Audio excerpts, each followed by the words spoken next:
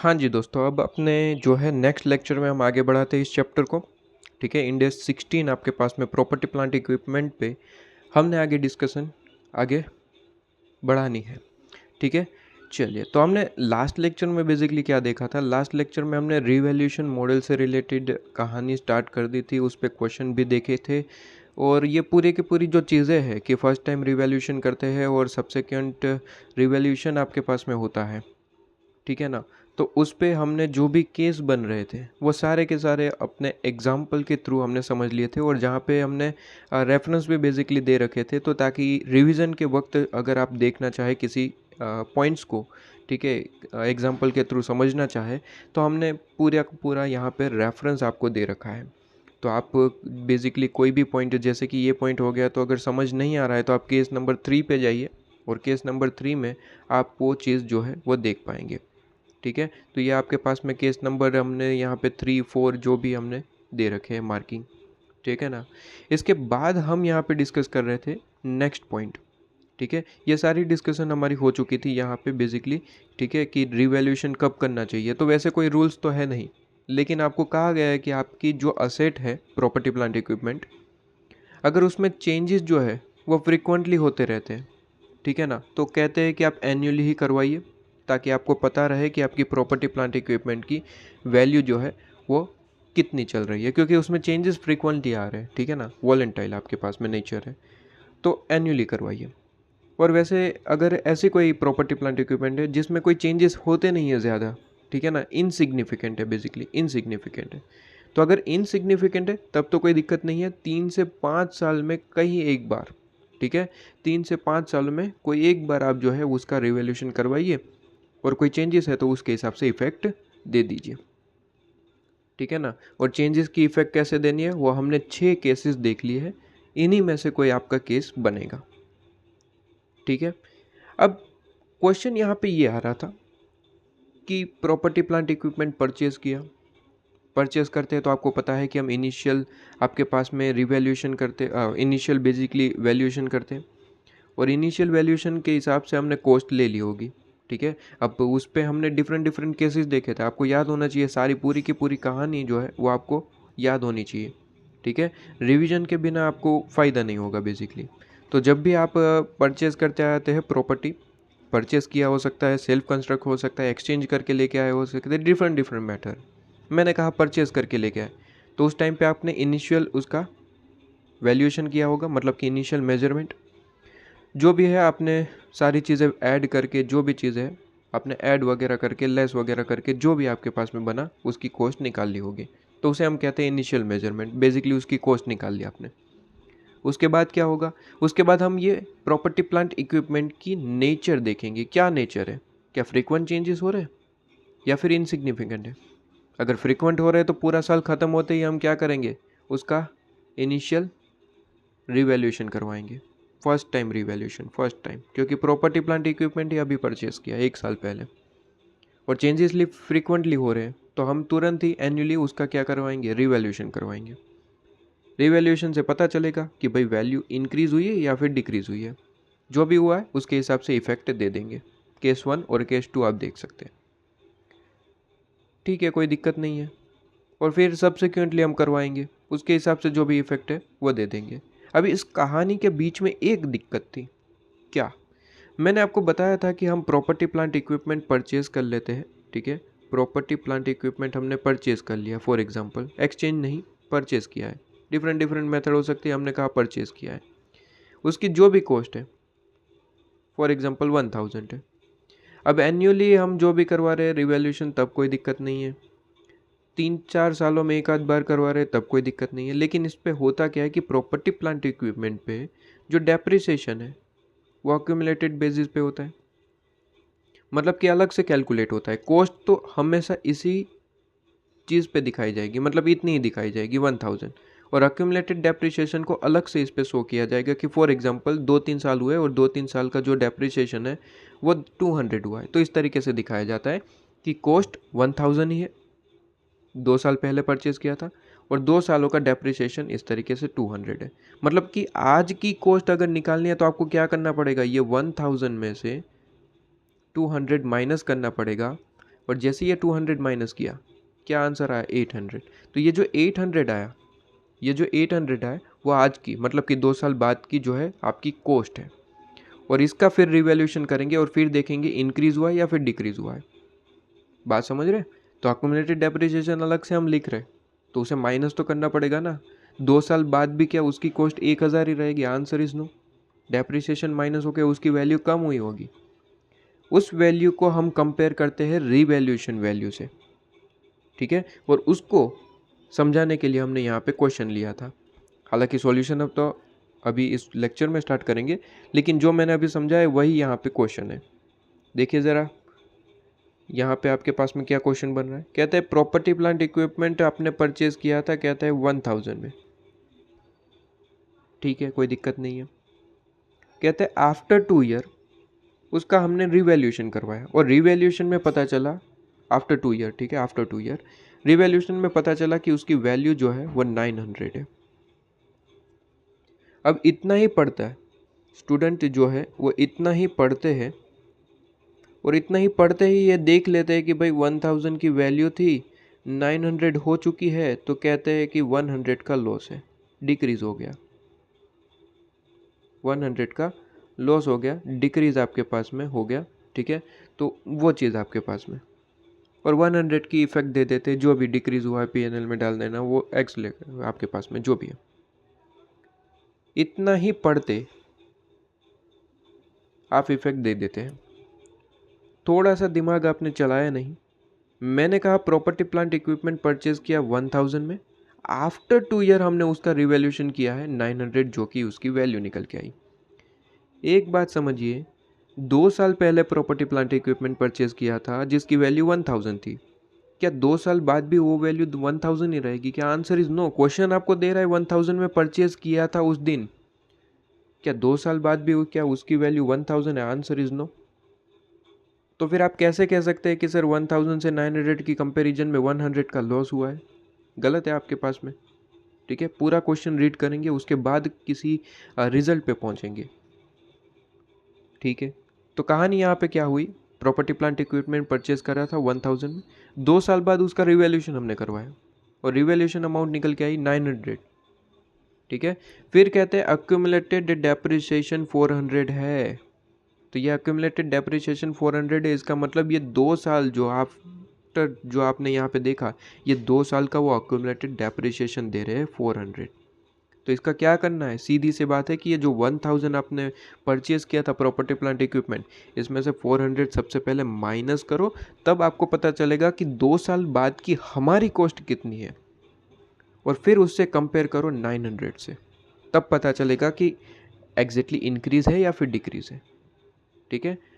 तो यहाँ पे ये चीज़ है, और कहते हैं कि आप पूरी की पूरी ट्रीटमेंट समझाइए अक्यूमुलेटेड डेप्रिसिएशन की क्या होगी। तो देखिए ट्रीटमेंट वगैरह तो ठीक है, आप अकाउंटिंग बेसिस पे पहुंचेंगे, उसके बारे में हम बाद में डिस्कस करेंगे। पहले सिंपल तरीके से एकदम लॉजिकली समझते हैं कि एग्जैक्टली हुआ क्या है यहाँ पे। ट्रीटमेंट की बात बाद में करेंगे, क्योंकि उसमें जर्नल एंट्री वगैरह जो भी है, ठीक है।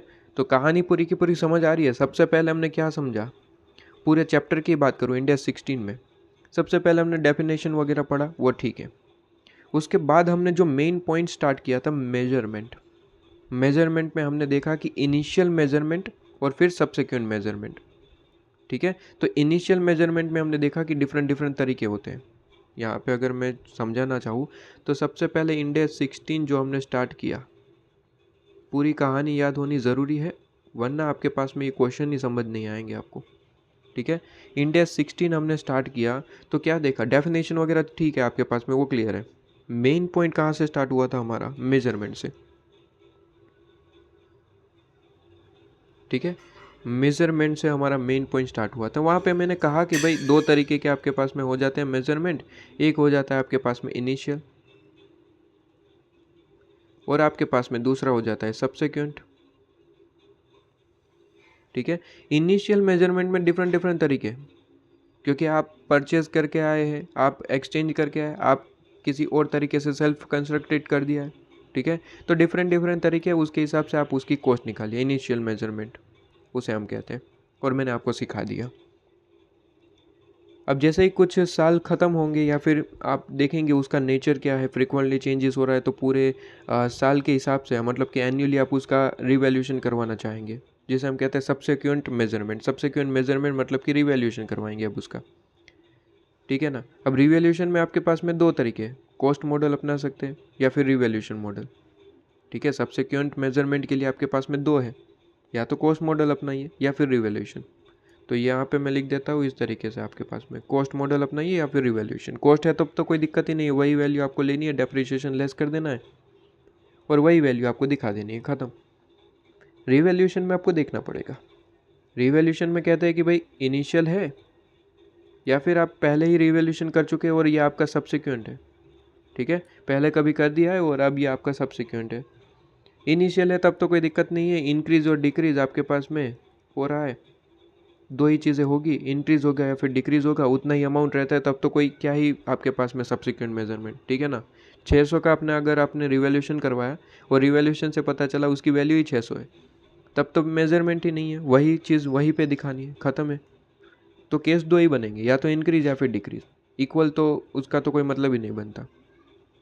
कहते हैं इंक्रीज़ हुआ तो रिवैल्यूएशन सरप्लस में डाल दो, डिक्रीज़ हुआ तो पीएनएल में डाल दो।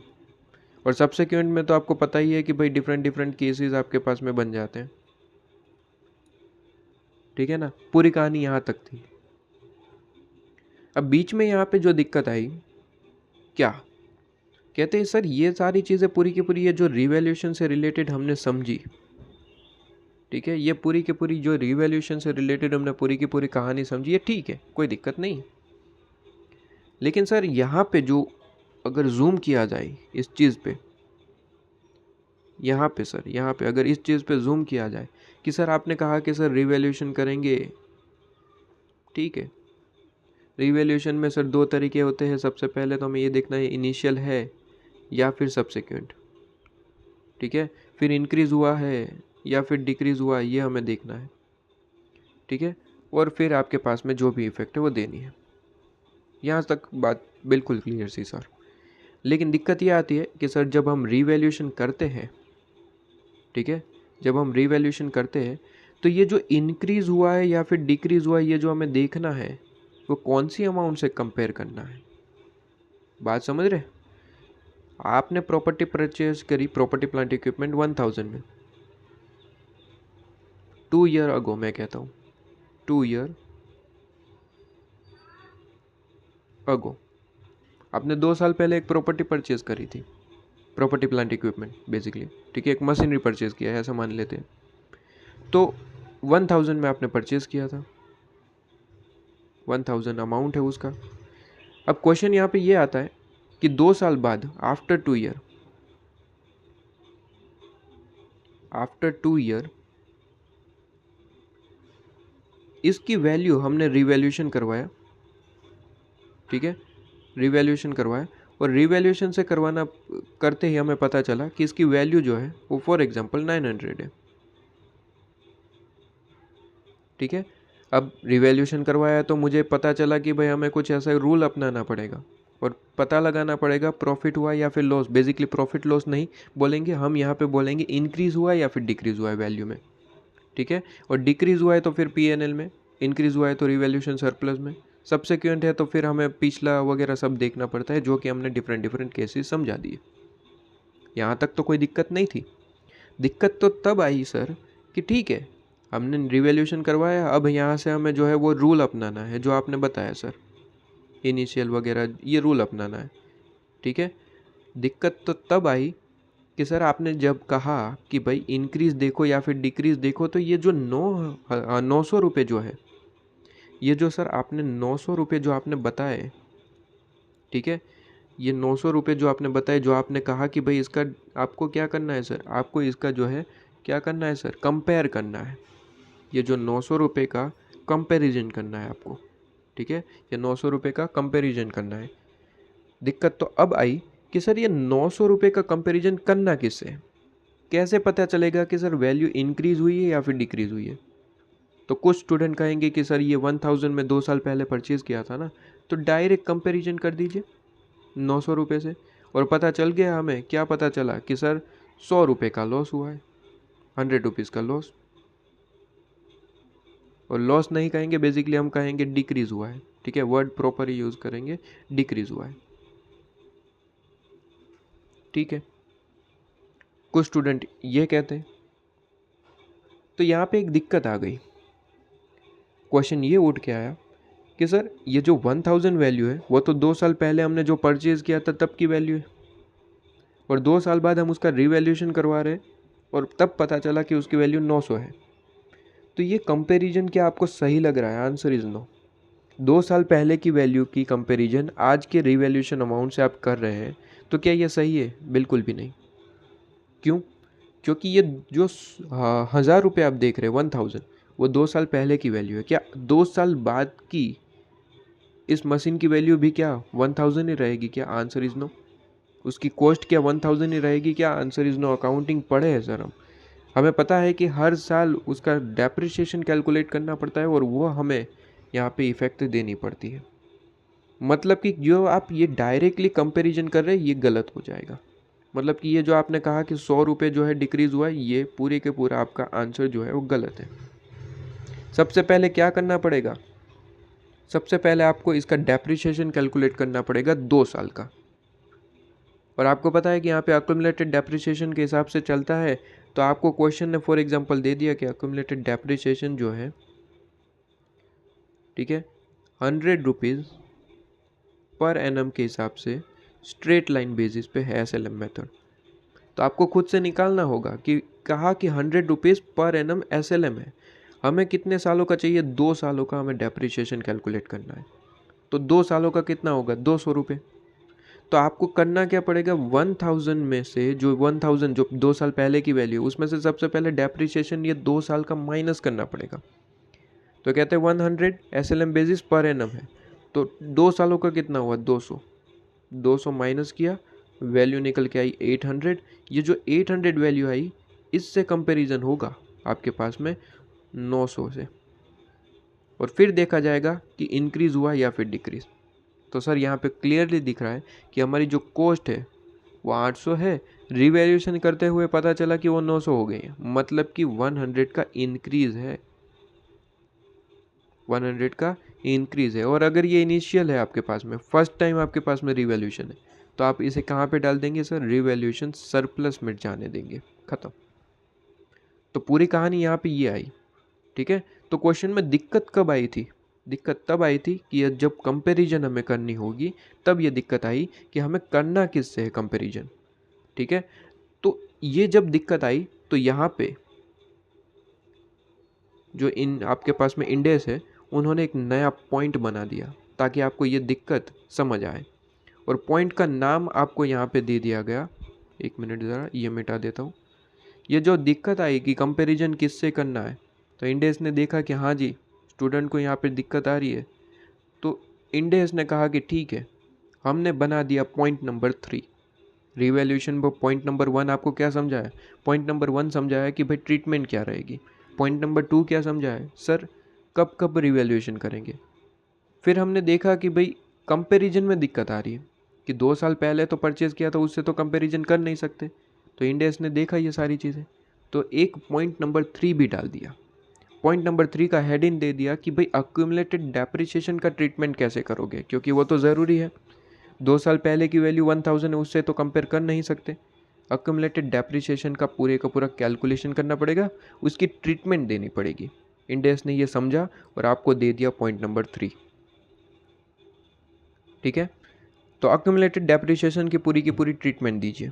ठीक है, सबसे पहले ट्रीटमेंट देने से पहले तो हम लॉजिकली समझते हैं यहाँ पे कि क्या हुआ, जो कि मैंने आपको बता दिया, और इस क्वेश्चन को हम समझते हैं कि यहाँ पे किस तरीके से हो रहा है। अब आप यहाँ पे सीधी तरीके से आप यहाँ पे प्रॉपरली आंसर दे पाएंगे। मैंने कहा 1000 आपने प्रॉपर्टी प्लांट इक्विपमेंट परचेज़ किया था, 2 साल पहले की वैल्यू है, जिसकी वैल्यू अभी हमने रिवैल्यूएशन करवाया 2 साल बाद, तो 900 रुपये निकल के आई। कंपैरिजन क्या डायरेक्टली करेंगे 1000 से 900 का? Answer is no. सर 1000 में से अक्यूमुलेटेड डेप्रिसिएशन 2 सालों का माइनस कर देंगे। तो हमने सिंपल तरीके से समझा। कहते हैं कि सर सॉल्यूशन आपके पास में,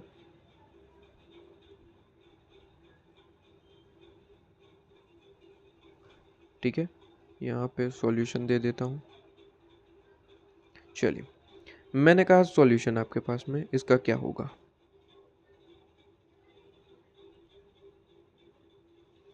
सॉल्यूशन जो है वो तो ठीक है, लेकिन उससे पहले मैं कुछ वर्किंग करनी पड़ेगी। ठीक है, तो मैंने कहा कि सर हमने वर्किंग नोट बना ली।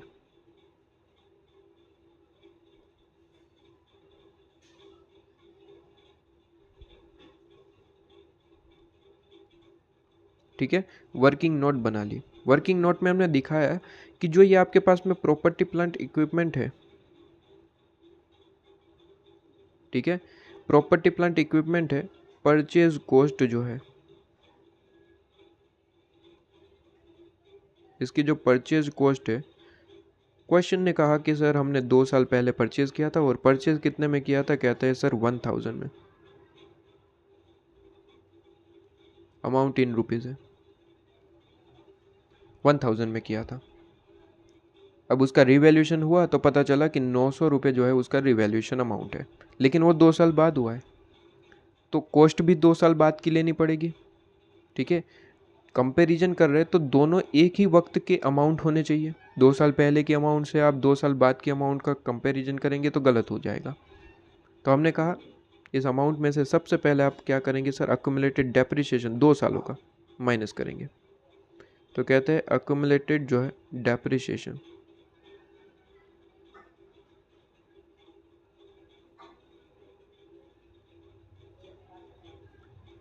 अक्यूमुलेटेड डेप्रिसिएशन जो है वो कितना आपको क्वेश्चन में दिया है, 400। तो अक्यूमुलेटेड डेप्रिसिएशन जो है वो हमने 400 यहाँ पे ले लेना है, जो कि हम माइनस करेंगे। ठीक है, 400। तो ये जैसे ही 400 में माइनस करूँगा, क्या 2 साल बाद की अमाउंट मुझे मिल जाएगी? Answer is yes. 2 सालों का डेप्रिसिएशन माइनस कर दिया, वैल्यू पता चल गई 600। ये वैल्यू कौन सी आ गई, कहता है आफ्टर 2 ईयर, आफ्टर 2 ईयर ये जो कॉस्ट है हमारी वो निकल के आ गई।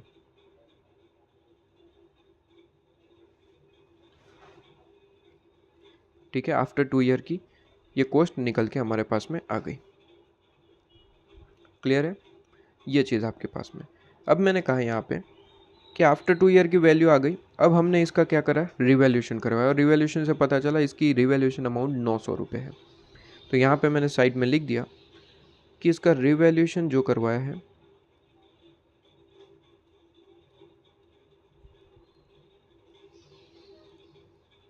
Revaluation amount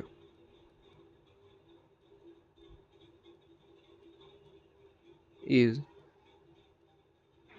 900। पूरी कहानी यहाँ पे आ गई।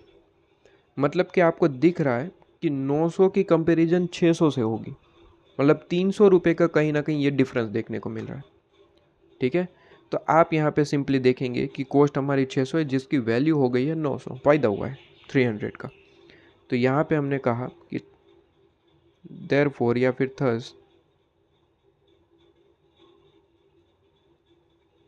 देयर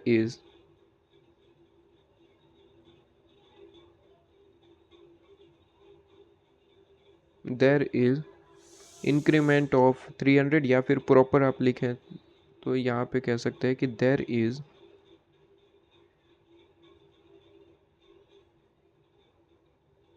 थस द कोस्ट, इस तरीके से लिखे, thus the cost increased bye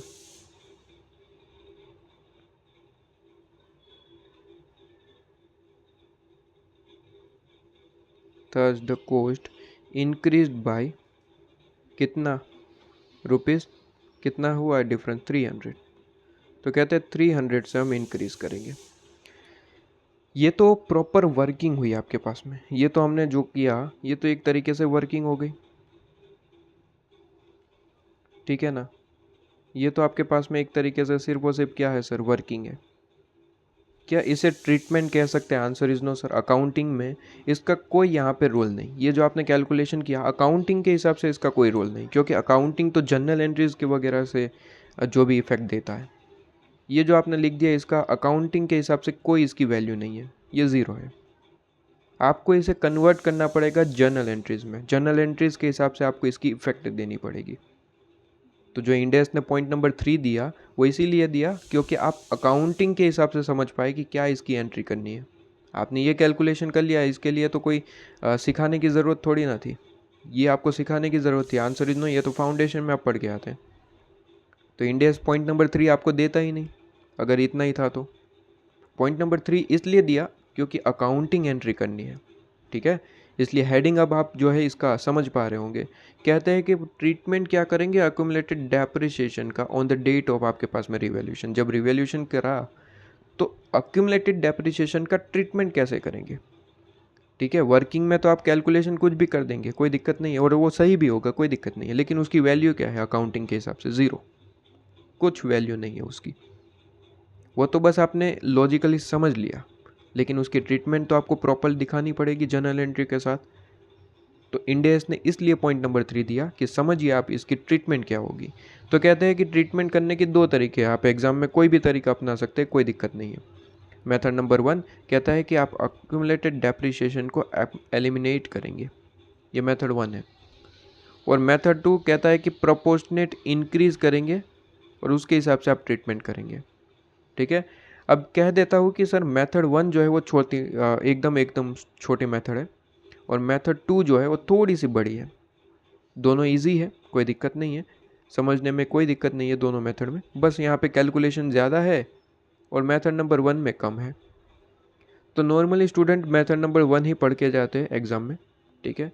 लेकिन आजकल जो देखा जा रहा है, कहते हैं कि क्वेश्चन आपको देंगे, जैसे कि मैंने ये जो क्वेश्चन दिया वो आपके पास में एग्ज़ाम का ही क्वेश्चन है, ये जो आपके पास में ये क्वेश्चन है वो एग्ज़ाम का ही है, बस मैंने ये जो अमाउंट है वो चेंज कर दी, बाकी ये एग्ज़ाम में पूछा गया क्वेश्चन है। फ़र्क इतना रहता है कि जो है मैंने आपको पॉइंट वाइज दिया है वो पूरे का पूरा एक पैराग्राफ बना के देते हैं ये सारी इन्फॉर्मेशन का। अभी देखेंगे ये क्वेश्चन आपके आईसीएम मॉड्यूल में भी है, कैसा एग्ज़ाम में आता है वो भी मैं दिखा दूंगा।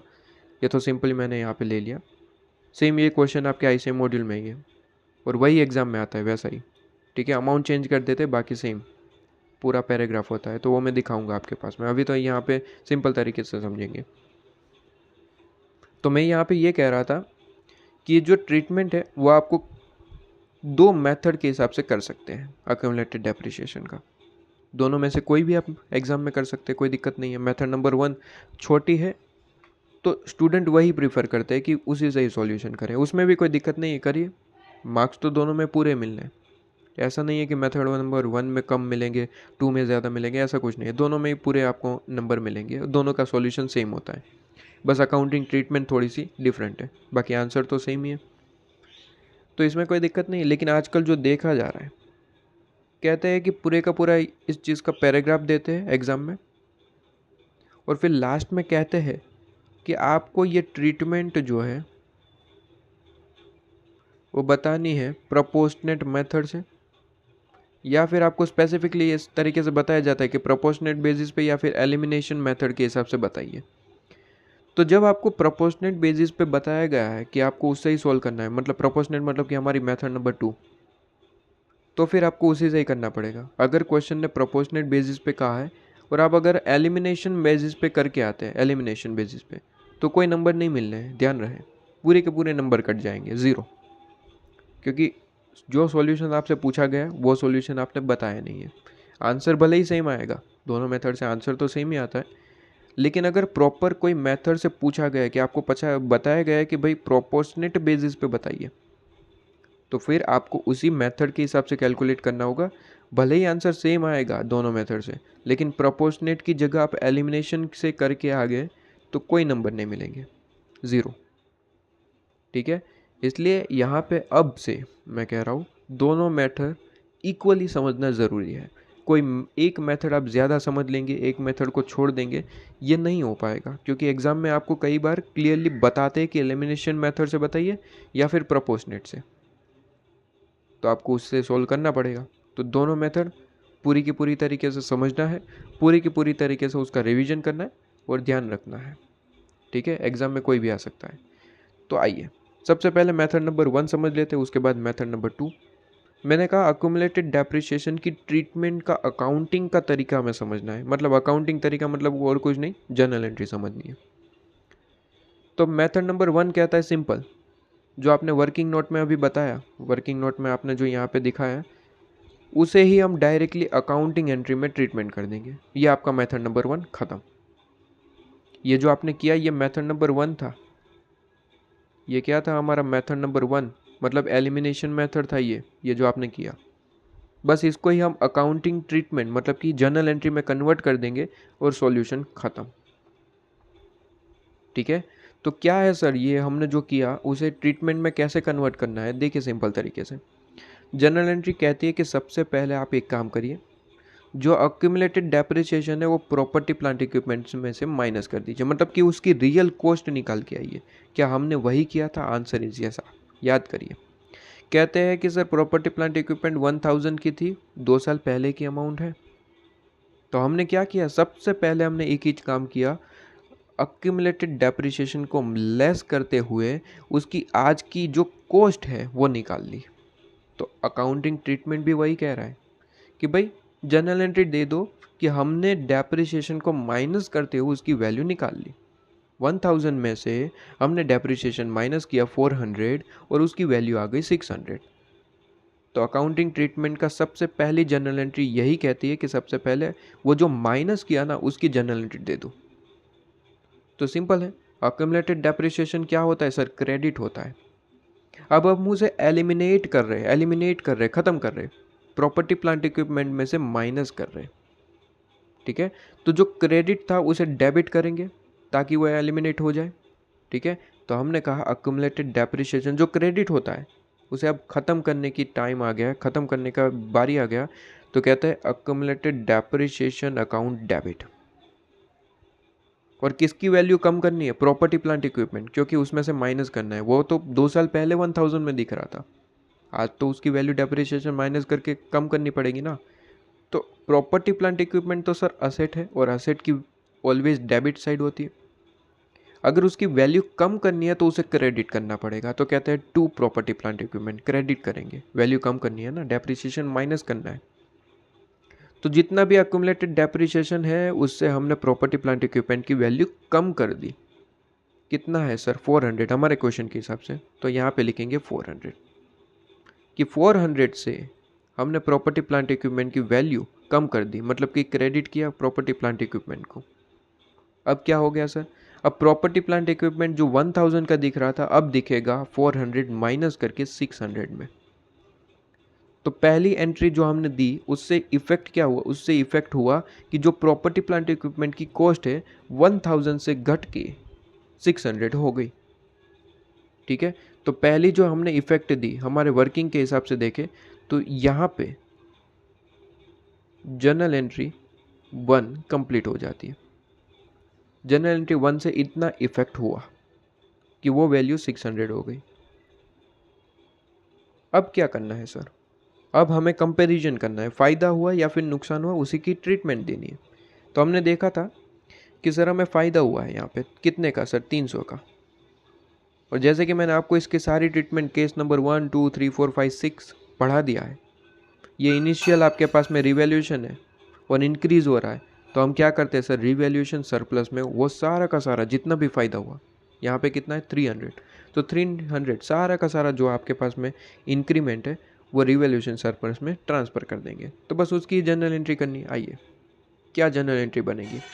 कहते हैं कि सर क्या हुआ है? इंक्रीज़ हुआ है।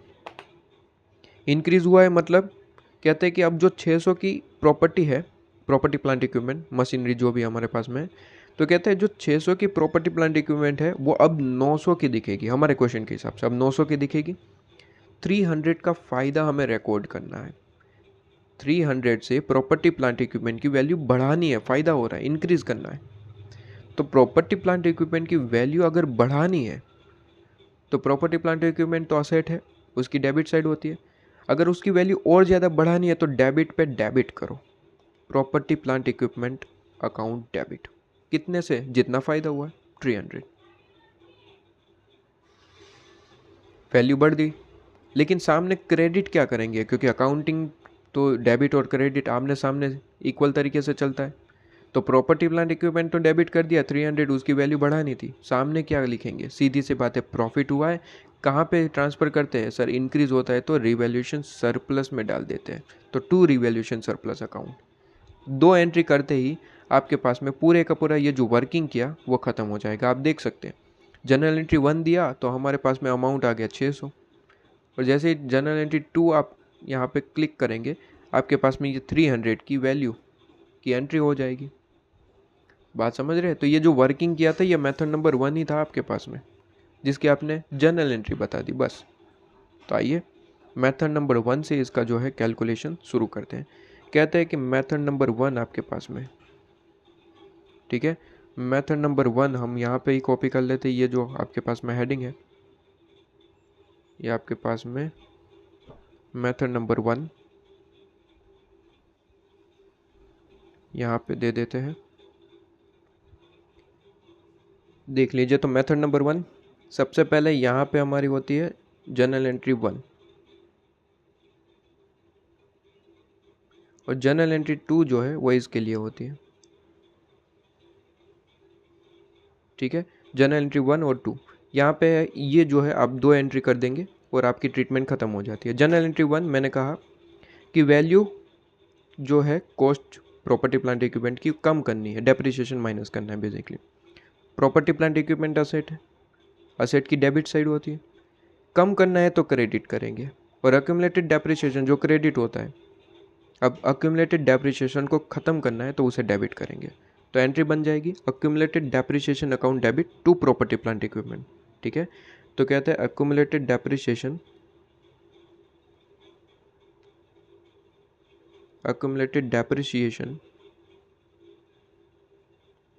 Account debit, accumulated depreciation account debit कितने से, जितना डेप्रिसिएशन है 2 सालों का, कितना है 400 आपके पास में, क्वेश्चन नहीं दे रखा है 400, तो हमने लिख दिया 400 आपके पास में, ठीक है 400। तो ये जो 400 है वो अक्यूमुलेटेड डेप्रिसिएशन को हमने इतना सा ख़त्म कर दिया। अब कैसे ख़त्म होता है, सीधी सी बात है, प्रॉपर्टी प्लांट इक्विपमेंट की जो कॉस्ट है उसमें से वो माइनस होता है, तो इसे डेबिट कर दिया। क्रेडिट क्या करेंगे, प्रॉपर्टी प्लांट इक्विपमेंट की वैल्यू कम हो रही है और प्रॉपर्टी प्लांट इक्विपमेंट एसेट होता है, उसे कम करना है तो क्रेडिट करेंगे। तो टू प्रॉपर्टी प्लांट इक्विपमेंट, या फिर मशीन का नाम दे रखा है तो जो भी आप लिख सकते हैं, तो to property plant equipment account, कितने से, वही वैल्यू जितने से कम हुई वैल्यू, मतलब कि 400 आपके पास में। लो जी, काम खत्म। और यहाँ पे नरेशन भी लिख सकते हैं आपके पास में कि बीइंग 2 साल को जो depreciation accumulated depreciation of 2 year 400 eliminated, ठीक है, from cost of the property plant equipment. तो नरेशन लिखने में तो कोई दिक्कत नहीं है, वो अपनी लैंग्वेज में भी आप लिख सकते हैं, ऑलवेज वो करेक्ट ही माना जाता है। देन आप क्या करेंगे, अब क्या हुआ है सर, 400 की जैसे ही मैंने एंट्री की, प्रॉपर्टी प्लांट इक्विपमेंट की वैल्यू आ गई 600। इस एंट्री से तो यही इफेक्ट हुआ ना कि 400 मैंने प्रॉपर्टी प्लांट इक्विपमेंट की वैल्यू में से कम कर दिया, ठीक है। तो जैसे ही वो एंट्री करते ही मेरी ये वैल्यू आ गई 600। अब प्रॉपर्टी प्लांट इक्विपमेंट 600 पे दिख रहा है। अब क्या हुआ, अब रीवैल्यूएशन अमाउंट से कंपैरिजन होगा, 900 से 600 की कंपैरिजन होगी, तो पता चला 300 का इंक्रीज़ हुआ है, और ये फर्स्ट टाइम रिवैल्यूएशन है, इंक्रीज़ हुआ है, डायरेक्ट रिवैल्यूएशन सरप्लस में ट्रांसफ़र कर देंगे। प्रॉपर्टी प्लांट इक्विपमेंट की वैल्यू इतने से बढ़ा के जो भी फ़ायदा हुआ वो कहाँ पे ट्रांसफ़र होगा, रिवैल्यूएशन सरप्लस में, ख़त्म। तो कहता है जनरल एंट्री नंबर 2 क्या बनेगा सर, सीधी सी बात है, प्रॉपर्टी प्लांट इक्विपमेंट की वैल्यू 300 से बढ़ानी है, 300 का फ़ायदा हुआ है उससे बढ़ानी है, और 900 पे लेके आना है, 900 पे। तो 600 को 900 पे लेके आना है, 300 से वैल्यू बढ़ानी है। असेट, अगर असेट की वैल्यू बढ़ानी है तो असेट तो डेबिट होता है, तो अगर बढ़ाना है तो डेबिट कर दो और ज़्यादा, ठीक है। तो property plant equipment account debit,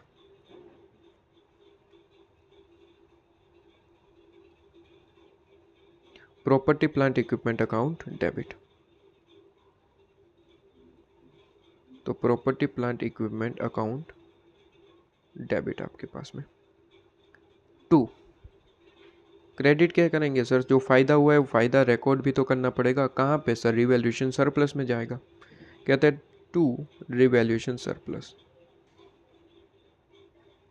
to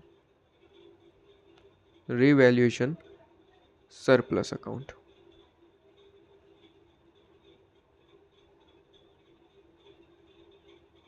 clear. कितनी वैल्यू लिखेंगे, जितना फ़ायदा हुआ है। कितना फ़ायदा हुआ है सर, 300 का। ठीक है, कितना सर, 300 का। तो 300 से यहाँ पे वैल्यू लिख देंगे। और जैसे ही 300 की वैल्यू आपने लिख दी, अकाउंटिंग एंट्री ख़त्म। बैलेंस शीट में आपको प्रॉपर्टी प्लांट इक्विपमेंट 900 का दिखने लगेगा। ठीक है, अक्यूमुलेटेड डेप्रिसिएशन को हमने ख़त्म कर दिया, एलिमिनेट कर दिया। और फ़ायदा जो हुआ रिवैल्यूएशन सरप्लस में आपको 300 रुपये दिख रहे होंगे। ठीक है, तो ये आपके पास में ट्रीटमेंट हो गई पूरी की पूरी कि अकाउंट अक्यूमुलेटेड डेप्रिसिएशन एलिमिनेट हो गया, प्रॉपर्टी प्लांट इक्विपमेंट की वैल्यू बढ़ गई कितने से सर, 300 से। तो जो 600 रुपये था 300 रुपये से बढ़ा दिया, मतलब कि 900 हो गया। मतलब कि आज की जो रिवैल्यूएशन करी उसे हमने सेट कर दिया, और जो फ़ायदा हुआ रिवैल्यूएशन सरप्लस में दिख रहा होगा, जाके देख लो। ख़त्म। मेथड नंबर 1 यहाँ पे ख़त्म हो जाता है, ट्रीटमेंट ख़त्म। इसके पूरे नंबर आपको मिल जाते हैं। अगर क्वेश्चन ने कुछ भी नहीं कहा तो मेथड नंबर 1 अपना लेना। ठीक है, लेकिन सर दूसरी मेथड एक और है जिससे भी ये सॉल्यूशन किया जा सकता है। मेथड नंबर 2 कहता है प्रोपोर्शनेट इंक्रीज मेथड। अगर क्वेश्चन कहे कि प्रोपोर्शनेट इंक्रीज मेथड से ही करके दिखाओ, तभी ये मेथड अपना लेना। ठीक है, ये मेथड हार्ड नहीं है, बट मेथड थोड़ी सी बड़ी है, तो हो सकता है आपका टाइम कंज्यूमिंग ज़्यादा हो जाए। इसलिए मैं कह रहा हूँ मेथड नंबर 1 से सॉल्यूशन कर लेना अगर क्वेश्चन ने कुछ भी नहीं कहा तो। ठीक है ना। लेकिन अगर क्वेश्चन खुद कह रहा है कि प्रोपोर्शनेट के हिसाब से ही चाहिए, तब तो फिर कोई ऑप्शन नहीं है हमारे पास में, तब तो इससे सॉल्व करना पड़ेगा। इसलिए मेथड पूरी की पूरी अच्छे से समझ लेना।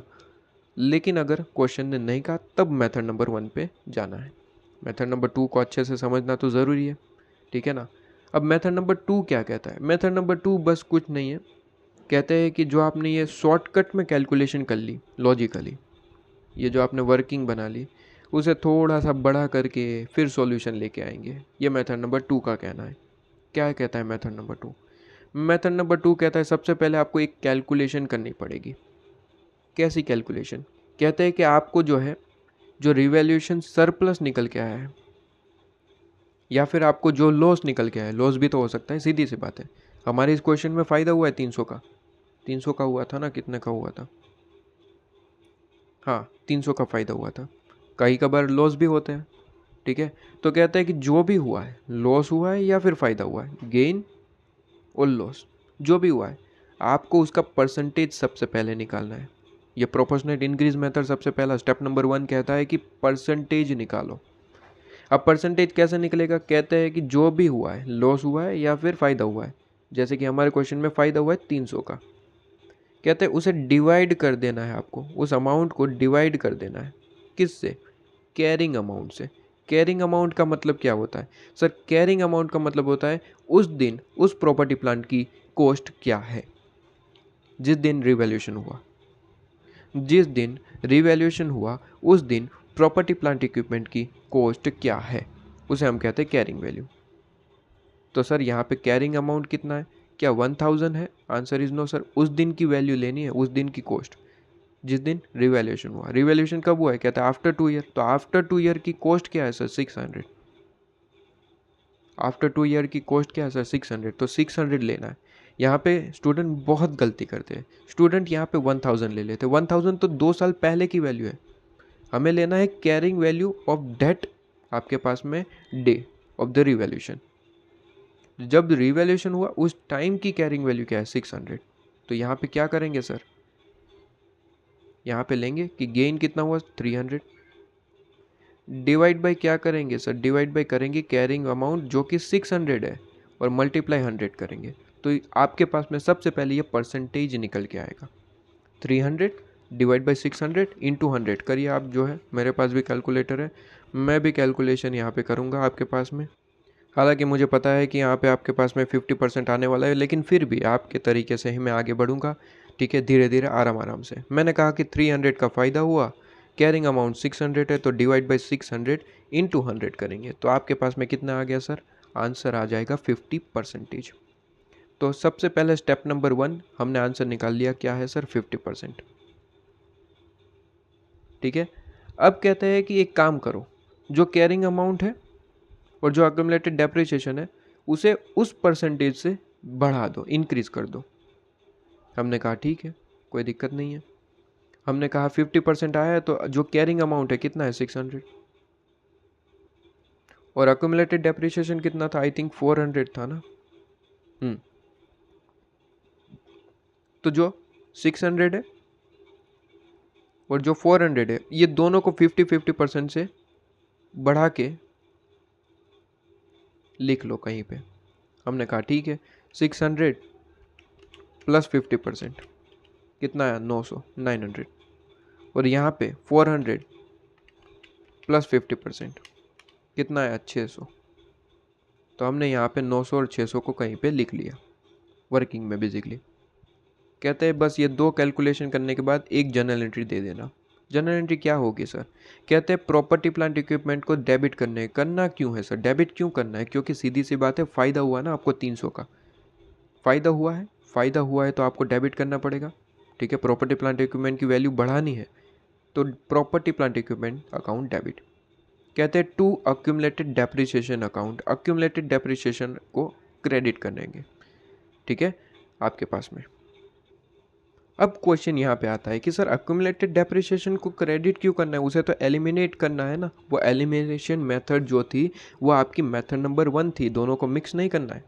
यहाँ पे हमने क्या किया है सर, ये जो कैरिंग वैल्यू है और ये जो अक्यूमुलेटेड डेप्रिसिएशन है उसे बढ़ाया है अभी के लिए। ठीक है, क्योंकि मेथड ये कहता है कि 50-50% से इंक्रीज़ करो। 50% मतलब जो हमने यहाँ पे परसेंटेज निकाले वो हमारे हिसाब से 50 आ रहा था, तो वो बढ़ाना है, उसकी एंट्री कर रहे हैं हम यहाँ पे।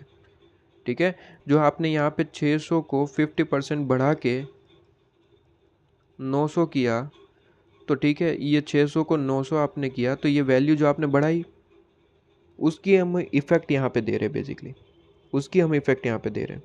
ठीक है, तो 600 से 900 हुआ, कितना हुआ 300। तो जो कैरिंग अमाउंट बढ़ गई तो उसकी एंट्री करनी पड़ेगी ना। तो प्रॉपर्टी प्लांट इक्विपमेंट की वैल्यू बढ़ गई कितनी 300, तो हमने यहाँ पे लिख दिया 300। अक्यूमुलेटेड डेप्रिसिएशन कितना था 400, उसे 50% से बढ़ा दिया तो कितना हो गया 600, 400 प्लस 50%, तो ये आपके पास में कितना हो गया सर 600। तो यहाँ पे हमने लिख दिया कि 400 से 600 हुआ, मतलब कितना डिफरेंस कितना सर 200, तो हमने यहाँ पे लिख दिया 200। और रिवैल्यूएशन गेन में जो भी अमाउंट आपके पास में गया वो रिवैल्यूएशन गेन में डाल देंगे। तो यहाँ पे बात ख़त्म हो जाती है इतने से। ठीक है, तो बाकी का आपके पास में रिवैल्यूएशन गेन। तो ये नॉर्मली मैंने आपको सिर्फ और सिर्फ कैलकुलेशन बताई। अब आ जाइए इस कैलकुलेशन को हम सॉल्व करते इस क्वेश्चन के हिसाब से। इस क्वेश्चन के हिसाब से हम यहाँ पे सॉल्व करते हैं मेथड नंबर 2। ये तो सिंपल तरीके से मैंने आपको बताया। अब पूरे का पूरा कैलकुलेशन करते हैं और देखते हैं कि हमारे पास में क्या दोनों का आंसर इक्वल आ रहा है कि नहीं आ रहा है। ठीक है ना, इक्वल आ रहा है या फिर नहीं आ रहा है। Step number 1। ठीक है, स्टेप नंबर 1 पे आ जाएंगे आप।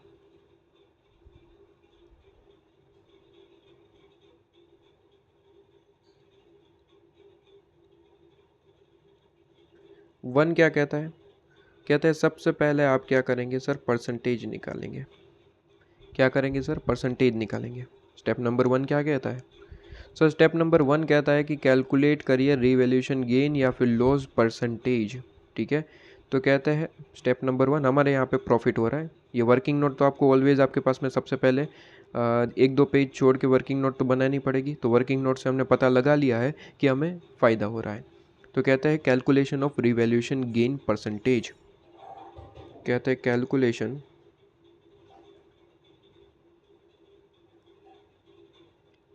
ऑफ रिवैल्यूएशन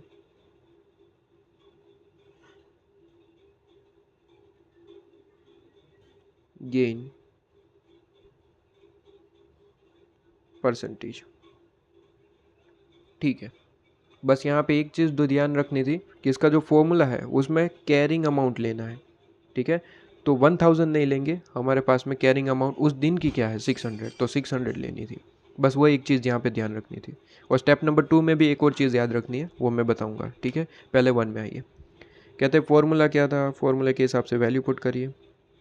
सर फॉर्मूला था जो भी गेन हुआ है divide by carrying amount multiply 100, multiply 100। Gain कितना हुआ है सर, तो हम कह देंगे कि सर वर्किंग नोट नंबर 1 में देख लो 300, ठीक है। यहाँ पे रेफरेंस ज़रूर दे देना आपके पास में जो भी है वर्किंग नोट आपने बनाया है, ठीक है। वर्किंग नोट नंबर 1 तो 1 रेफरेंस ज़रूर दीजिएगा। इसके बाद डिवाइड बाय क्या करना है, carrying amount not a purchase cost on the date of purchase. यहाँ पे लेना है आपके पास में carrying amount on the date of, आपके पास में जो रिवैल्यूएशन किया उस दिन का कैरिंग अमाउंट। उस दिन का कैरिंग अमाउंट क्या है 600, उस दिन का कैरिंग अमाउंट 600, 600। परसेंटेज कितना निकल के आया 300 डिवाइड बाई 600, आपके पास में कितना आया sir 50%। Step number 1 complete, percentage निकाल लिया हमने। लो जी, परसेंटेज हमने यहाँ पे निकाल लिया।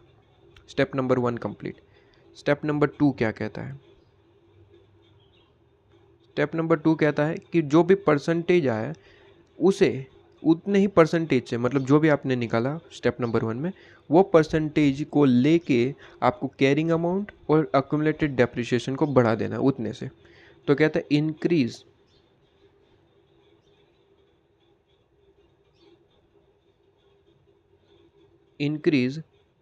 Purchase cost. यहाँ पे मैंने वर्ड क्या लिखा, परचेज कॉस्ट, तो यहाँ पे भी थोड़ा सा ध्यान रखना है, ठीक है। अभी मैं समझाता हूँ। कहते हैं increase purchase cost, increase purchase cost and increase purchase cost and accumulated depreciation. Exam में शॉर्ट फॉर्म अलाउेबल नहीं है, अक्यूमुलेटेड को पूरे का पूरा स्पेलिंग आपको लिखना पड़ेगा। हालांकि स्पेलिंग के मार्क्स नहीं कटते, ठीक है, रॉन्ग है तो भी कोई दिक्कत नहीं है। अकाउंट्स में स्पेलिंग के मार्क्स नहीं कटेंगे, लेकिन फुल फॉर्म ही लिखना है, आप इस तरीके से नहीं लिख सकते। फुल फॉर्म ही लिखना है, स्पेलिंग मिस्टेक है तब चलेगा, लेकिन फुल फॉर्म लिखना है। डेप्रिसिएशन,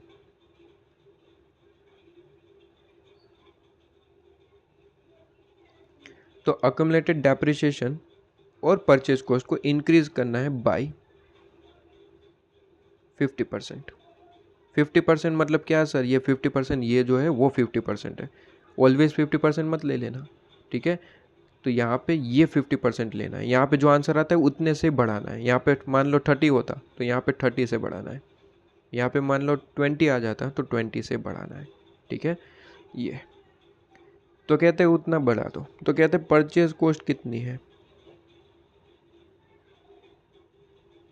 अब यहाँ पे ध्यान रखने वाली बात है, मैंने यहाँ पे कैरिंग अमाउंट नहीं लिखवाया, मैंने लिखवाया परचेज कॉस्ट, मतलब जितने में परचेज किया वो अमाउंट लेना है। यहाँ पे कैरिंग अमाउंट लेना था, यहाँ पे परचेज कॉस्ट लेना है। परचेज कॉस्ट कितनी है, जितने में परचेज किया था वो लेना है, पूरे का पूरा 1000, ठीक है। तो ये थोड़ा सा चेंजेस था जो मुझे धीरे धीरे आपको बताना था, यहाँ पे मैंने बता दिया 1000। और प्लस क्या करना है, उतने परसेंटेज जो आपने स्टेप 1 में कैलकुलेट किया उतने से इंक्रीज करना है। स्टेप 1 50%, तो प्लस 50%, तो कितना आ गया 1000 प्लस 50%, तो ये आपके पास में 1500,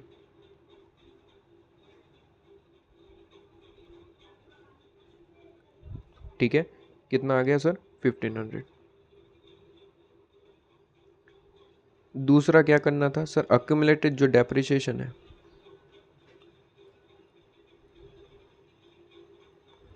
अक्यूमुलेटेड डेप्रिसिएशन है, उसे भी बढ़ाना है। तो अक्यूमुलेटेड डेप्रिसिएशन है कितना, कहते हैं क्वेश्चन के हिसाब से सर 400 है, उसे भी बढ़ा दो। कितने से, वही स्टेप 1 में जो परसेंटेज आए उतने से, कहते हैं प्लस 50%।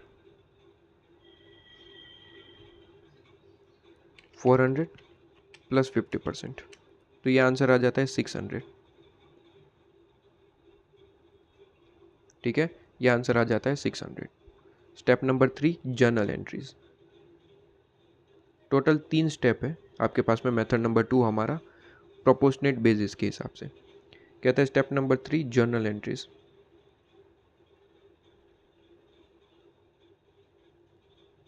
ठीक है,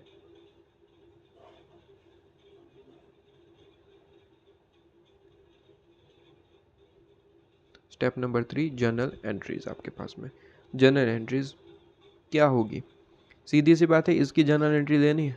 मतलब कि प्रॉपर्टी प्लांट इक्विपमेंट की कॉस्ट बढ़ रही है तो उसे डेबिट करना पड़ेगा, property plant equipment account debit. यहाँ पे थोड़ा आपको दिमाग लगाना पड़ेगा। मेथड नंबर 1 को अगर मिक्स करेंगे तो कंफ्यूज हो जाएंगे। हमें जर्नल एंट्री इस चीज़ की करनी है। पहले ही कह देता हूँ, स्टूडेंट ये जो प्रोपोर्शनेट बेसिस है और एलिमिनेशन मेथड को मिक्स कर देते हैं। यहाँ पे ऐसा नहीं है, यहाँ पे इस चीज़ की एंट्री करनी है आपको, ये जो चीज़ है। ठीक है, और आप ऑटोमेटिकली देखेंगे कि जो भी आपका यहाँ पे मेथड नंबर 1 में ये जो फ़ायदा रिकॉर्ड हो रहा था, यहाँ पे भी उतना ही फ़ायदा आ जाएगा। देखना है तो देख लीजिए। कहते हैं प्रॉपर्टी प्लांट इक्विपमेंट की कॉस्ट बढ़ानी है, कितने से? 500 से। 1000 का 500, 1000 का 1500 कर दिया, 500 से बढ़ गया। तो कहते हैं property plant equipment account debit.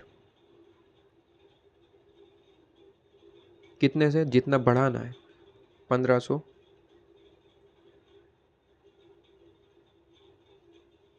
Minus 1000, कितना आ रहा है? कहता है 500।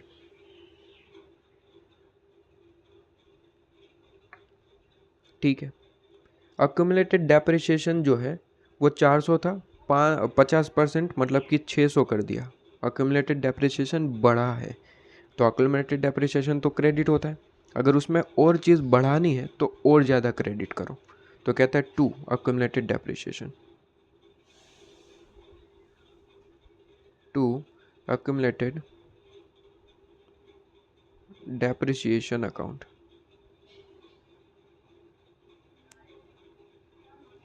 ठीक है ना, अक्यूमुलेटेड डेप्रिसिएशन कितने से? कहता है कि 600, 400 था, 600 हो गया, कितना बड़ा? 200। ये जो आप डिफरेंस देखेंगे ना, ऑटोमेटिकली आपको पता चल जाएगा। अगर डेबिट साइड आ रहा है तो वो आपका पास में पीएनएल मतलब कि लॉस हो रहा होगा, और क्रेडिट साइड आ रहा है मतलब कि वो फ़ायदा होगा, रिवैल्यूएशन सरप्लस में जाएगा। आप देख लीजिए कहाँ पे आ रहा है। कहता है सर डेबिट आपके पास में 500 हुआ है, क्रेडिट 200 हुआ है, मतलब कि और ज़्यादा क्रेडिट में बैलेंस करने की ज़रूरत है। मतलब कि क्रेडिट साइड आपके पास में 300 दिख रहा है डिफरेंस, तो क्रेडिट साइड आ रहा है मतलब कि ये रिवैल्यूएशन सरप्लस होगा। 2 revaluation surplus, 2 revaluation surplus account, 2 revaluation surplus account. आप देख सकते हैं मेथड नंबर 1 में और 2 में आंसर सेम आएगा। आंसर मतलब हमारा रिवैल्यूएशन सरप्लस। आप देख लीजिए यहाँ पे भी 300 था, ठीक है, यहाँ पे भी 300 है, तो आंसर ऑलवेज सेम आना चाहिए। दोनों मेथड से आंसर ऑलवेज सेम आएगा आपके पास में, रिवैल्यूएशन सरप्लस है या फिर आपके पास में जो भी है रिवैल्यूएशन लॉस है। ठीक है, तो जो भी आपके पास में गेन है या फिर लॉस है, दोनों आपके पास में आंसर ऑलवेज सेम आता है दोनों मेथड से। अगर नहीं आ रहा है तो कहीं आपने मिस्टेक कर रखी है, बाकी डिफरेंस नहीं आएगा। ठीक है, दोनों से ऑलवेज आंसर सेम आना चाहिए। तो मेथड नंबर 1 तो ईजी था कि डेप्रिसिएशन आपने रिकॉर्ड कर दिया, ठीक है, एलिमिनेट कर दिया बेसिकली, क्योंकि मेथड का नाम ही एलिमिनेशन है। तो सबसे पहली मेथड में उसने एलिमिनेशन ही करना था, तो सबसे पहले हमने वही काम कर दिया कि एलिमिनेट कर दिया। ठीक है, और प्रॉपर्टी प्लांट इक्विपमेंट की वैल्यू कम कर दी और तुरंत ही हमने क्या कर दिया, सरप्लस में डाल दिया अमाउंट जितना फ़ायदा हुआ। मेथड नंबर 1 में इतना ही था। 2 में थोड़ा सा यहाँ पे कैलकुलेशन बढ़ा दिया गया। कहता है कि सबसे पहले परसेंटेज निकालो, चाहे गेन हुआ है लॉस हुआ है, दोनों का परसेंटेज जो भी आपके पास में हुआ है उसका परसेंटेज निकालिए। ठीक है, तो परसेंटेज आपके पास में आ गया। अब उतने परसेंटेज से आपको क्या करना है, सिंपल तरीके से आपको जो है परचेज कॉस्ट और अक्यूमुलेटेड डेप्रिसिएशन को उतने से बढ़ा देना है जितना आपके पास में आया, उतना बढ़ा दिया। बस उसी की जनरल एंट्री करनी है, इसकी जनरल एंट्री करनी है। और जहाँ कहीं भी आपको डिफरेंस दिखेगा, ये जनरल एंट्री इसकी करने के बाद ये दो चीज़ की, जहाँ कहीं भी डिफरेंस दिखेगा वो आपको देख लेना है कि डेबिट साइड आ रहा है या फिर क्रेडिट। क्रेडिट साइड आ रहा है तो रिवैल्यूएशन सरप्लस होगा, डेबिट होगा तो वो लॉस होगा। सिंपल है। तो दोनों की एंट्री करते ही आपको आंसर मिल जाएगा। मैंने दोनों की एंट्री करी, प्रॉपर्टी प्लांट इक्विपमेंट और अक्यूमुलेटेड। मैंने अमाउंट देख लिया 500 और 200, तो 300 का जो है आपके पास में क्रेडिट साइड अमाउंट आ रहा था, तुरंत पता चल गया वो रिवैल्यूएशन सरप्लस है, ख़त्म। इतनी सी चीज़ थी, ठीक है ना। तो बड़ा ही सिंपल है, मेथड में कुछ ज़्यादा लॉजिक वगैरह है नहीं, बस चीज़ जो है वो आपको यहाँ पे कुछ नहीं, इम्पोर्टेंट चीज़ आपको यहाँ पे प्रैक्टिस करनी होगी 1-2 बार। इसमें ज़्यादा कुछ मुझे ऐसा लगा नहीं कि कुछ हार्ड है जो आपको ध्यान रखना चाहिए, ऐसा कुछ है नहीं। सिंपल एक मेथड है, स्टेप है जो आपको ध्यान रखना है और काम खत्म। ऐसा एक क्वेश्चन जो ICM मॉड्यूल में मैंने ऑलरेडी आपको लास्ट लेक्चर में बता रखा था, लेकिन फिर भी आप यहाँ पे एक बार के लिए आ जाइए। होमवर्क में वो क्वेश्चन आपको करना है, ठीक है। इलस्ट्रेशन नंबर 3 था आई थिंक, देख लेते हैं इलस्ट्रेशन नंबर 3 कहाँ पे है। ये 1, 2 करवा दिया था, हाँ ये 3 आपके पास में आ चुका है, इलस्ट्रेशन नंबर 3, ठीक है। Same question, no change. बस हमने यहाँ पे लास्ट लेक्चर में ये भी मैंने आपको बता दिया था कि ये जो क्वेश्चन है उसमें हमारे जो एग्जांपल के हिसाब से और इसमें क्या डिफरेंस है, मैंने सब दिखा दिया था कि हमारे एग्जांपल पे हिसाब से ये 400 है, ये वैल्यू जो है 1000 थी, ठीक है, और ये 900। तो सारी चीज़ें मैंने ऑलरेडी एक्सप्लेन कर दी थी लास्ट लेक्चर में, और मैंने बता भी दिया था कि होमवर्क में रहेगा। बस ये आपको अभी करना है होमवर्क में, ठीक है, सब सेम है। बस यहाँ पे ध्यान रहे, होमवर्क में आप दोनों मेथड से करेंगे, दोनों मेथड का यहाँ पे सॉल्यूशन आपको दे रखा है, मेथड नंबर 1 और आपके पास में मेथड नंबर 2, दोनों का सॉल्यूशन आपको यहाँ पे दे रखा है, दोनों का, ठीक है। तो ये चीज़ आपके पास में, तो इसका सॉल्यूशन करिए और कंप्लीट करिए।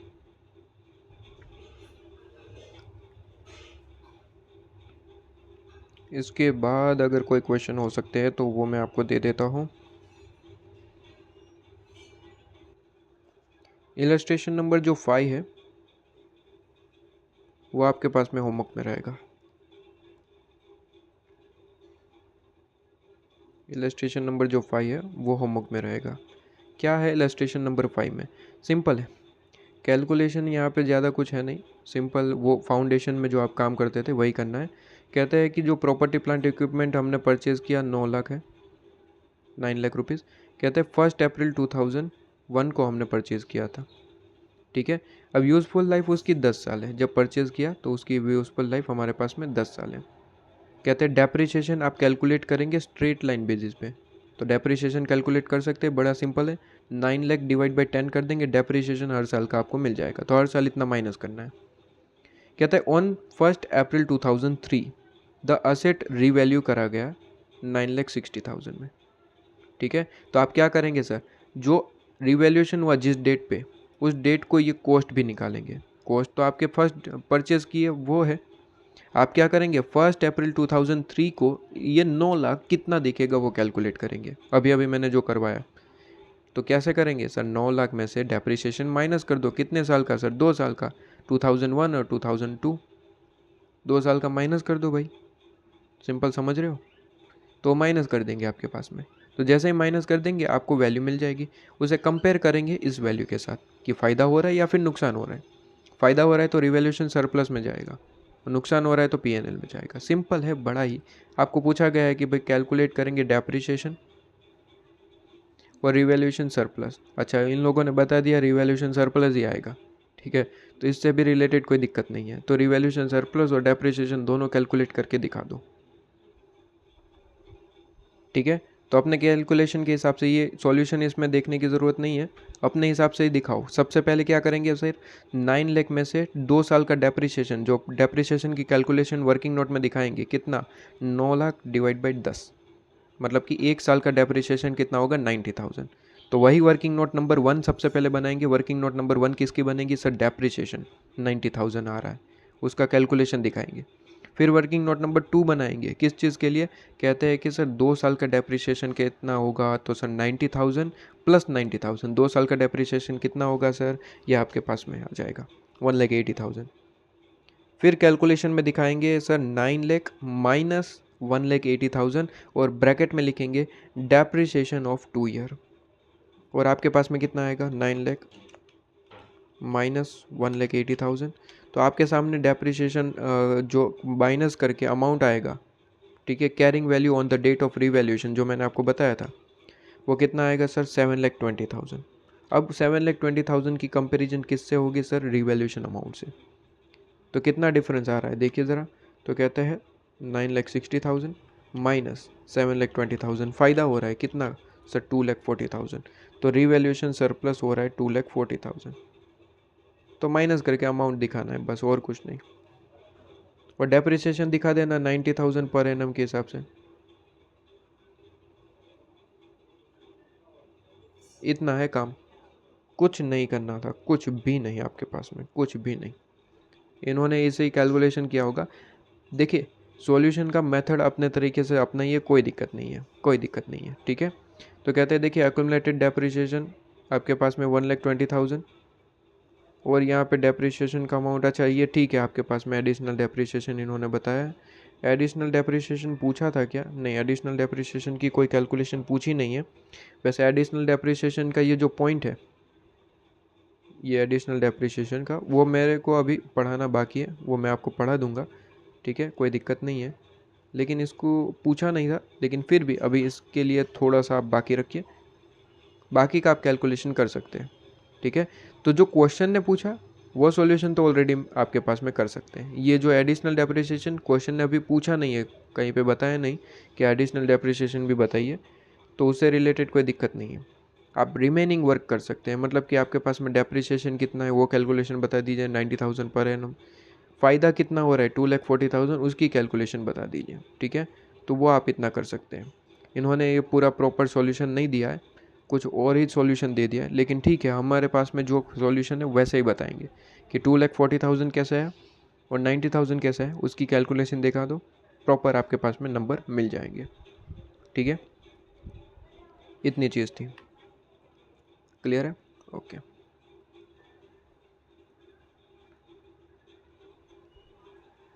वैसे चलो मैं एक काम करूँगा, इलस्ट्रेशन 5 का सॉल्यूशन जो है वो आपको जो है नोट्स के थ्रू मैं प्रोवाइड कर दूंगा, मैं अपने सॉल्यूशन में लिख के जो है वो आपको दिखा दूंगा। नेक्स्ट लेक्चर में आपको वो सॉल्यूशन दिखा दूंगा, थोड़ा सा डिस्कस कर लेंगे ताकि पता चले प्रेजेंटेशन कैसे करना है, ठीक है।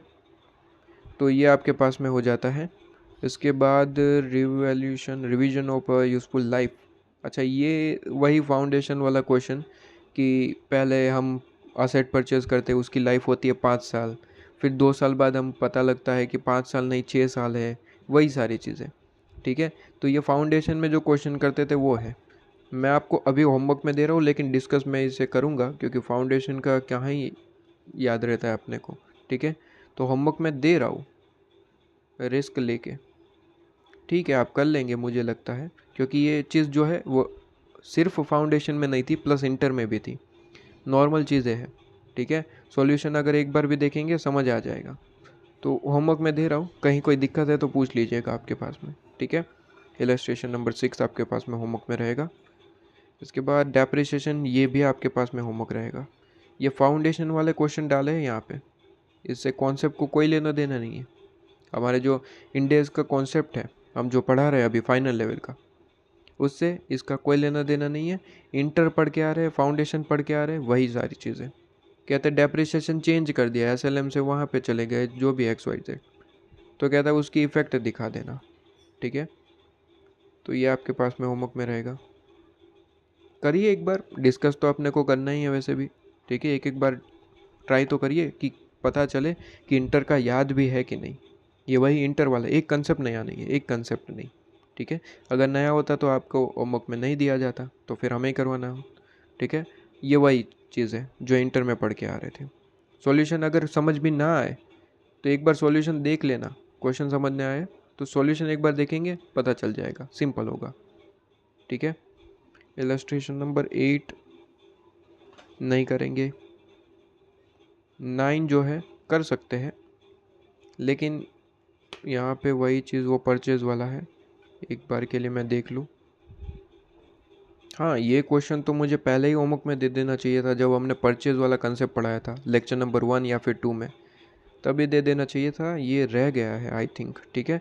तो ये आप होमवर्क में करेंगे, ये क्वेश्चन वही परचेज वाला जो मैंने पॉइंट पढ़ाया था कि परचेज करते हैं तो कौन कौन सी चीज़ें ऐड करनी है, कौन कौन सी चीज़ें नहीं लेनी है। जैसे कि यहाँ पे लिस्टेड प्राइस है आपके पास में, कॉस्ट, वो तो लेना ही लेना है।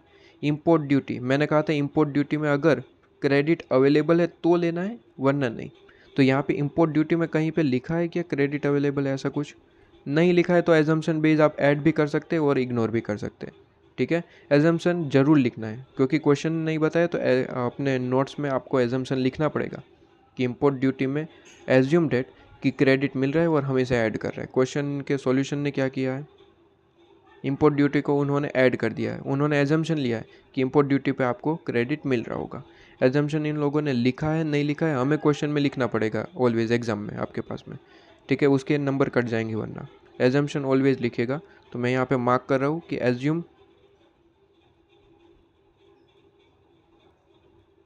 एज्यूम डेट जो क्रेडिट है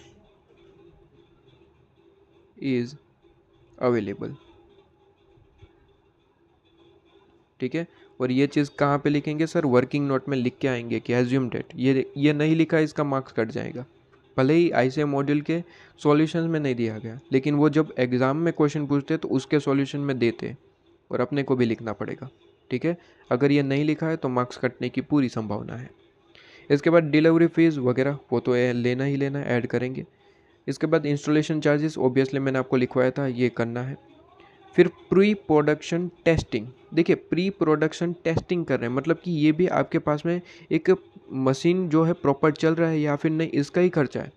तो प्री प्रोडक्शन टेस्टिंग जो खर्चा है वो ऐड करेंगे, लेकिन ध्यान रहे प्री प्रोडक्शन टेस्टिंग में हम कुछ सैंपल्स बनाते हैं पता लगाने के लिए कि मशीन सही से चल रहा है कि नहीं। तो प्री प्रोडक्शन टेस्टिंग का खर्चा जितना भी है, जैसे कि यहाँ पे फॉल लेके वो ऐड कर देंगे।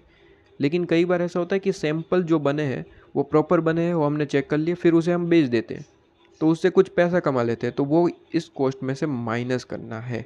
जैसे कि 4 लाख रुपीज़ हमने प्री प्रोडक्शन टेस्टिंग में खर्चा किया, और वो जो सैंपल बने उसको हमने टेस्ट किया, सारी चीज़ें प्रॉपर निकल के आई, फिर हमने उस सैंपल को बेच दिया, और बेचने से हमें 2 लाख रुपये रिसीव हुए। तो यहाँ पे 2 लाख माइनस होगा 4 लाख में से। ठीक है, और उसके बाद जो रिमेनिंग आपके पास में बचता है वो यहाँ पे ऐड करेंगे। क्लियर है? तो वो चीज़ इंपॉर्टेंट है, ध्यान रखिएगा। इसके बाद purchase of wire maintenance contract with vendor, आपके पास में मेंटेनेंस वाला जो पॉइंट है वो मैंने समझाया नहीं है। ठीक है, वो चीज़ तो आपके पास में है, कोई दिक्कत नहीं है, मैं यहाँ पे आपको बता देता हूँ, वैसे वो एक्सप्लेन करना है। याद रखिएगा, जब भी आप कोई असेट परचेज करते हैं उससे रिलेटेड जो रिपेयर एंड मेंटेनेंस आपको एक्सपेंसेस दिए जाएंगे रिपेयर के नाम से, मेंटेनेंस के नाम से, तो वो एक्सपेंस जो है वो कभी ऐड नहीं होते, क्योंकि वो एक्सपेंस जो रिपेयर एंड मेंटेनेंस है ऑलवेज पीएनएल में जाते हैं। ठीक है, तो यहाँ पे जो आपको ये मेंटेनेंस एक्सपेंस दे रखा है, रिपेयर एंड मेंटेनेंस है बेसिकली, तो वो जो एक्सपेंस है वो पीएनएल में जाते हैं, वो कैपिटलाइज नहीं हो गए। ठीक है, तो याद रहे ये एक्सपेंस ऐड नहीं होगी। ये कॉन्सेप्ट अभी मैं लिखवा दूंगा आपके पास में नोट्स में, तो कॉन्सेप्ट से रिलेटेड कोई दिक्कत नहीं रखिएगा। बस ये क्वेश्चन इस पॉइंट की वजह से रुके नहीं, इसलिए मैंने आपको वो कॉन्सेप्ट यहाँ पे बता दिया। मुझे बस इतना ही लिखवाना है जो मैंने आपको बताया है, तो वो लिखवा दूंगा। ठीक है, कॉन्सेप्ट में कुछ है नहीं, अब ये कॉन्सेप्ट ख़त्म हो गया, इतना ही था रिपेयर एंड मेंटेनेंस से रिलेटेड कॉन्सेप्ट, बस उतना ही लिखवाना था कि जब भी आप रिपेयर एंड मेंटेनेंस एक्सपेंस करते हैं तो वो कैपिटलाइज नहीं होगा, बिकॉज वो पीएनएल में जाता है। रिपेयर एंड मेंटेनेंस ऑलवेज आपके पास में पीएनएल में, वो कैपिटलाइज नहीं होते। बस इतना सा ही लिखवाना है, वो लिखवा दूंगा। फिलहाल ये समझ के आप जो है सॉल्यूशन कर देना। ठीक है, कहते हैं ट्रेड डिस्काउंट मिला है, क्या ट्रेड डिस्काउंट आपके पास में अलो है? आंसर इज यस, लेकिन कैश डिस्काउंट अलो नहीं है। ट्रेड डिस्काउंट माइनस कर देंगे आप परचेज प्राइस में से, जितना परचेज प्राइस कितना था 80 लाख, तो 80 लाख में से 10% माइनस कर देना। ठीक है, 80 लाख में से 10% माइनस कर देना। लेकिन एक और चीज़ यहाँ पे देखिए, कहता है कि सेटलमेंट डिस्काउंट 5% मिला है। 5% कैसे मिला? कहता है कि अगर पेमेंट हमने जो है वो 1 मंथ के भीतर दे दिया, मतलब कि ये जो 5% है वो पेमेंट जल्दी देने की वजह से मिला है हमें। तो ये जो पेमेंट है उसे क्या कहते हैं? ये जो परसेंटेज है, ठीक है, ये डिस्काउंट को हम क्या कहते हैं अपनी लैंग्वेज में? Cash discount, cash discount.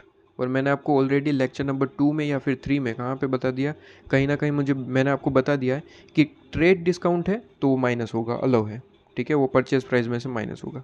लेकिन कैश डिस्काउंट का कोई ट्रीटमेंट नहीं करना है, वो इग्नोर होगा। ठीक है, समझ आ रहा है, ये समझ आ रहा है। ट्रेड डिस्काउंट तो 80 लाख में से माइनस कर देना, जो 10% है, 80 लाख माइनस 10%, जो अमाउंट है वो आपकी मानी जाएगी कॉस्ट।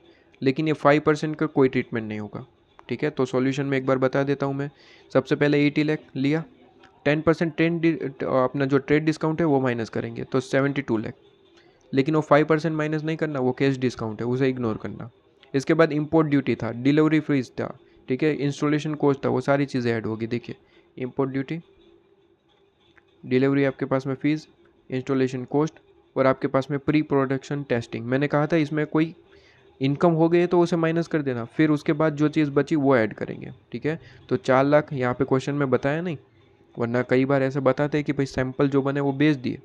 ठीक है, तो उसका 1 लाख 2 लाख जो भी आए वो माइनस करके फिर जो अमाउंट आए वो यहाँ पे लिखेंगे।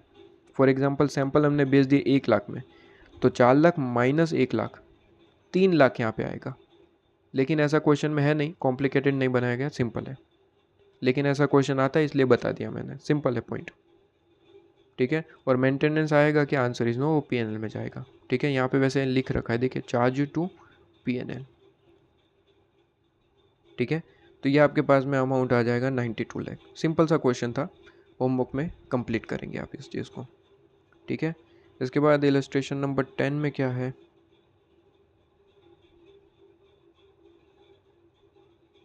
नहीं 10 नहीं करेंगे, 10 तो अभी बाकी है। 11 आपके पास में, 11 जो है वो आपके पास में सीए इंटर का है, फाइनल को इससे कोई लेना देना नहीं है। ठीक है, तो ये आपके पास में होमवर्क में रहेगा। ये जो होमवर्क में रह रहे क्वेश्चन, इसमें कोई दिक्कत है तो आप पूछ सकते हैं। ठीक है, वो करवाया जाएगा आपको, मैं करवा दूंगा। कोई भी दिक्कत है क्वेश्चन पूछिए, बस मैं वो क्वेश्चन करवा दूंगा। फिलहाल के लिए मैं आपके ऊपर छोड़ रहा हूँ, दिक्कत है तो बताइए आपके पास में। ठीक है, इलस्ट्रेशन नंबर 11 वो आपको दे दिया, 12 हमें ही कराना पड़ेगा।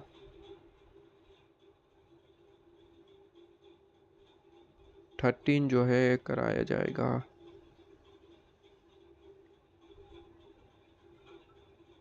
बस यही थे आपके पास में।